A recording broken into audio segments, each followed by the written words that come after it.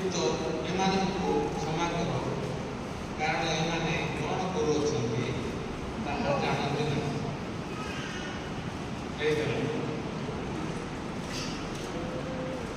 ଏହି ବାଣୀ ଯୀଶୁ ଯେତେବେଳେ କ୍ରୁଶରେ ଥିଲେ, ଏହି ବାଣୀ ପ୍ରଥମେ କହୁଥିଲେ। ସେ ଯେତେବେଳେ କ୍ରୁଶରେ ଚଢ଼ା ଯାଇଥିଲେ,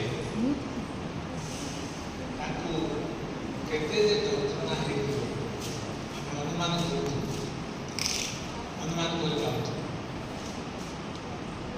ଯେହେତୁ ତାଙ୍କୁ ସକାଳ 9ଟା ଠାରୁ ଆଜିର ଗୁଡ୍ ଫ୍ରାଇଡେ ଦିନ 2025 ବର୍ଷ ତଳେ ପିଲାଙ୍କ ସାମ୍ନାରେ ସକାଳ 9ଟା ଠାରୁ ଦଣ୍ଡ ବ୍ୟବସ୍ଥା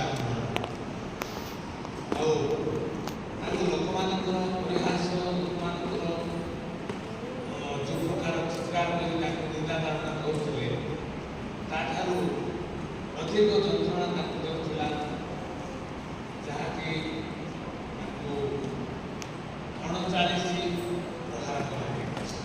ତାଙ୍କୁ ଦଣ୍ଡ ଦେବା ସମୟରେ 39 ପ୍ରହାର କରାଯାଇଛି। ସେ ପ୍ରହାର କରିବାର ଯନ୍ତ୍ର କି ପ୍ରକାର ଥିଲା, ମାନେ ଫିଲ୍ମରେ ହେଉ କିମ୍ବା ଯେକୌଣସି ସ୍ଥାନରେ ଦେଖିଛି, କରଣାବାଇରେ ମଧ୍ୟ ମୁଁ ଦେଖିଛି। ଆଉ ସେ କରଡ଼ାରେ ଦାନ୍ତି ହେଇକି ମାନେ ବଙ୍କା ମାଛ କଣ୍ଟା କରି ଯେଉଁ ଲୁହାକୁ ଦିଆଯାଇଛି, ସେଇ ପ୍ରକାର ମାଛ କଣ୍ଟାରେ ଲାଗିଥିବା ଯେଉଁ ପୋକ ଭଳି ସେ ପ୍ରକାର କରଡ଼ାରେ ପ୍ରହାର କରାଯାଉଛି, ଯାହାକି ଗୋଟିଏ ଥର ବାଡ଼େଇକି ଛିଙ୍କିଦେଲେ ତାଙ୍କୁ ପିଠିରୁ ପୁଳେଇ ମାଂସ ବାହାରି କରି ଆସୁଥିଲା। ସେ ପ୍ରକାର ଭାବେ ତାଙ୍କୁ 39 ଥର ପ୍ରହାର କରାଯାଉଛି।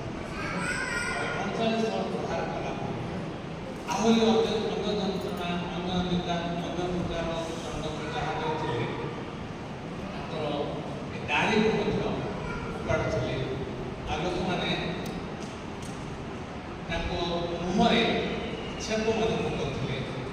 ଆଉ ଯାହା ପ୍ରକାର ମନ ଯାହାକୁ ଆସିଲା, ଯେଉଁ ପ୍ରକାର ତାଙ୍କୁ ପୁରା ନିର୍ମମ ଭାବରେ ଦଣ୍ଡ ଦେବା ପାଇଁ ସେମାନଙ୍କର ସେଇ ସମୟରେ ରାଜାଙ୍କର